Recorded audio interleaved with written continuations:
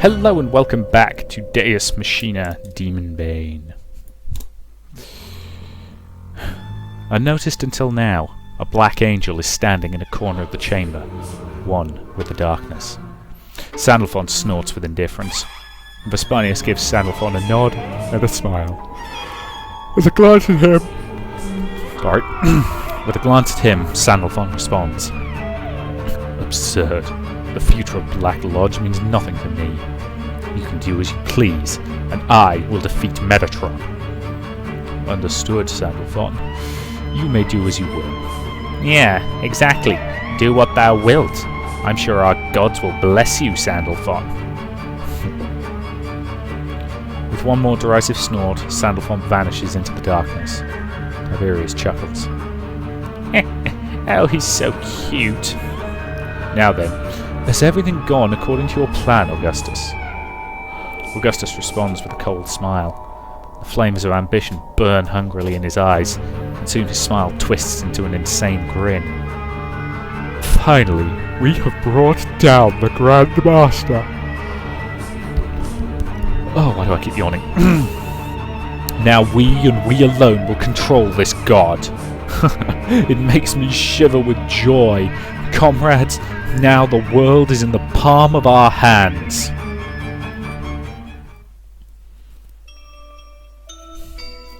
You were just the latest of many. Sooner or later you become another stepping stone on my path ahead. However, Deus Kuru, you were different than any of those who came before you. For someone fated to become my master, you were so terribly average. You were nothing more than a normal human.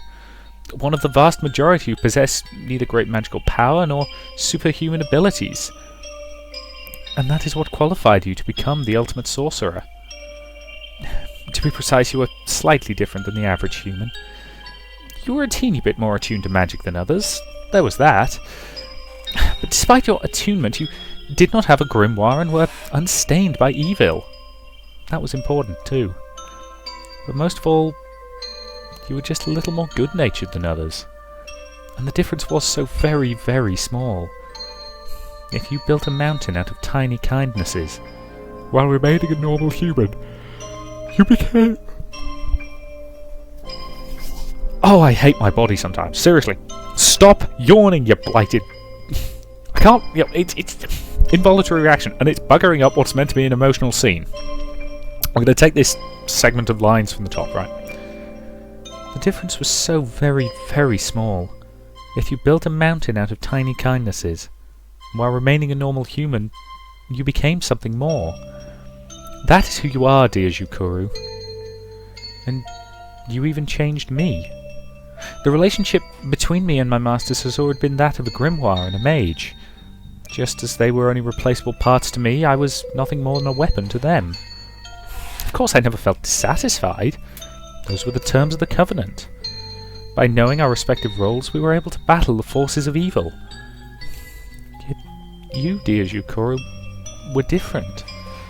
You treated me as a human. You considered me a comrade.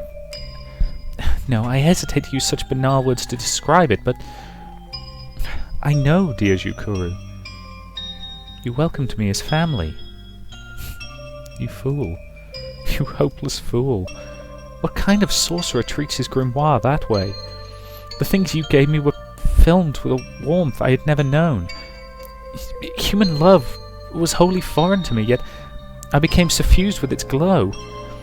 For me this was an unimaginable blessing, and at the same time an immeasurable torment. For I who lived in eternity, your warmth was terribly cruel. I see. Of course. I am the fool. Why did I not realize it before? And after all this time, am I finally feeling sorrow for my lost masters? Have I carried this crushing sadness for all these centuries? Why? Why now? If I can feel such sadness now, then why could I not shed a single tear for my masters who died alone? Back then, that era, at that moment, why did I not grieve? Now then, farewell. The light of destruction is approaching. It's raping Demonbane, blasting it to utter obliteration. My duty cries out to me.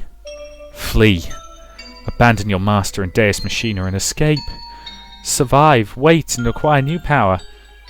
So my duty entreats me. Enough!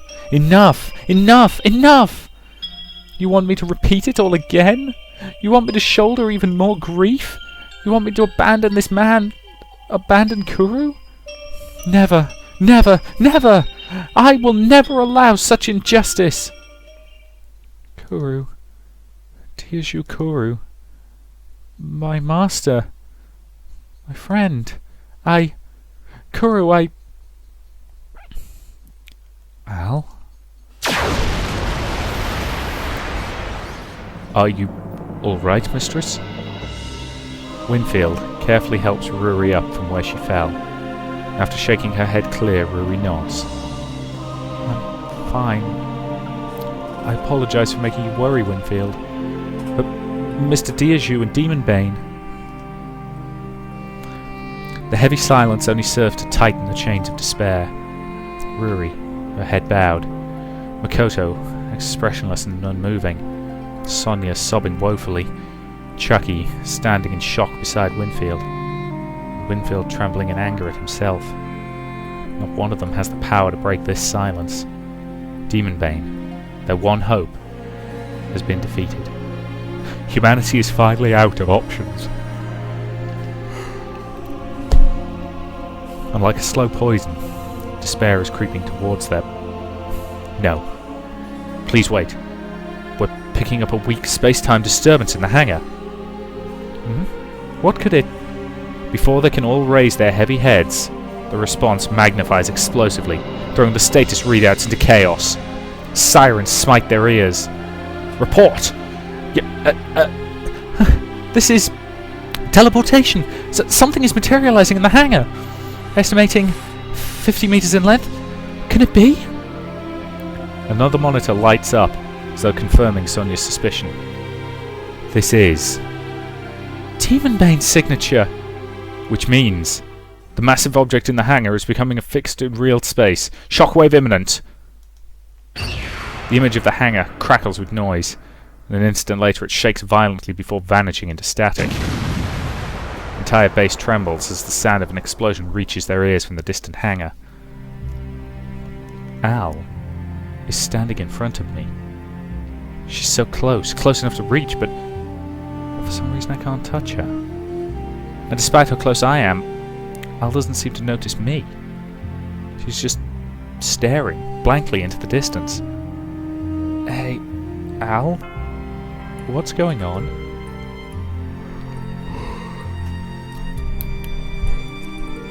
I know that I can't touch her, but I reach for her anyway. And then I notice the softness under my feet. Pan shot, okay. I look down. I'm struck speechless. I'm standing on corpses. There are men and women, the young and the old. A vast mountain of the dead is beneath my feet. Covering my mouth, I manage to suppress the urge to vomit. What the hell? What is this? The corpse stares up at me with its dull, lifeless eyes. It creeps me out, but more than anything I feel a terrible grief. What did he see at the end of his life? The thought fills me with sadness. Images suddenly flash into my head, a vast tidal wave of information that threatens to sweep away my identity. While struggling to maintain my sense of self, I somehow manage to sort the information. This is... Images of countless people rush through my mind. Let me guess, are these all her former masters? It's a guess, but it makes sense. They all look different. Even the eras they lived in are different. The only link between them is that they were all mages. With their grimoire and Deus Machina, they battled against evil sorcerers, monsters, and demons and other Deus Machina. Even when drenched in blood and covered with wounds, they still kept fighting. I thought so. These are Al's memories. I'm seeing a playback of Al's millennium of life. They are Al's masters, stretching back throughout history. They are the mages who fought and died at Al's side. Some ended with regrets. Others passed with peaceful smiles. Some left final words behind, and others had no words to leave. And Al watched over each and every death.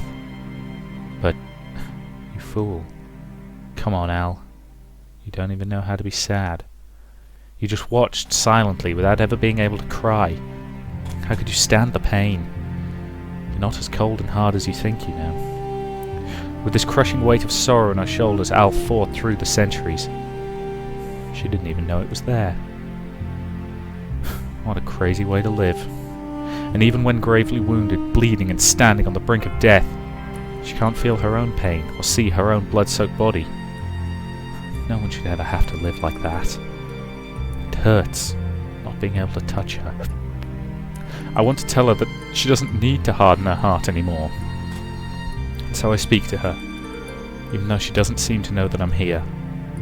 Hey, you've held it in long enough, haven't you?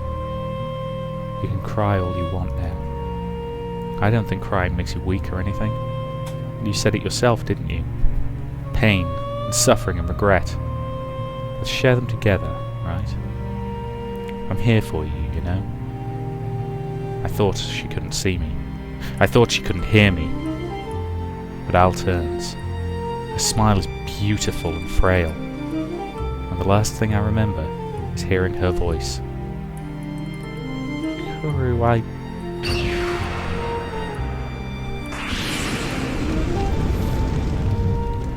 Ah! What? I opened my eyes to a familiar sight. I'm in Demonbane's hangar. It's in terrible shape. It's like a huge bomb went off in here. Every bulkhead's been shattered and rent asunder, and the floor is covered with mountains of debris. Poking out of the rubble is a blasted hulk of a large machine that's still faintly emitting power. Must be the imaginary expansion catapult. It's been totaled. There's been no way it's usable like this. Demonbane is slumped on the floor of the hangar, buried in the wreckage. I have no idea what's going on. I shake my head, trying to get my jumbled thoughts under control. Why am I here? I sort through my fuzzy memories. That golden Deus Machina fired at us, and that must be why the cockpit hatch is gone. And then... what happened? Yeah. The next thing I saw was Al standing in front of me. And then the light swallowed us along with Demonbane, and then I woke up here. Teleported? That would explain the state of the hangar. The materialization shockwave must have caused all this damage. But who the hell? Could it have been Al's power? She never told me she could do anything like that. Whatever the case, looks like we narrowly escaped death. I breathe a heavy sigh of relief. Come on, Al. You should have told me you could do that. I was seriously freaking out there. When I tried to talk to her, I realized I don't see Al anywhere. Where the hell did she go? It's not that I don't see her. I just don't want to face the truth. An ominous thought flashes through my head. What the hell's that supposed to mean? Trying to clear the evil premonition from my mind, I force myself to get up. And then I realize... Al! Al's small body is draped over me. I must have been pretty out of it not to notice. I guess she's unconscious because she isn't moving. I shake her. Al? Al, you okay? Snap out of it! Squish. I feel something slippery when I touch Al's back. I look at my hand to see what it is. My hand is bright red. The palm of my hand is soaked in blood. Wait, what? I look at Al's back and I hear a voice crying, "Stop, stop," somewhere in my heart. But it's too late. Huh? Al's back is completely covered in blood. No, that's wrong. This is... My mind tries to reject the truth, but reality comes down on me mercilessly. Her back... It's not there. The entire back of her body has been completely blown away. What kind of joke is this? Al! I shake her body over and over again, firmly, even violently. But Al doesn't wake up.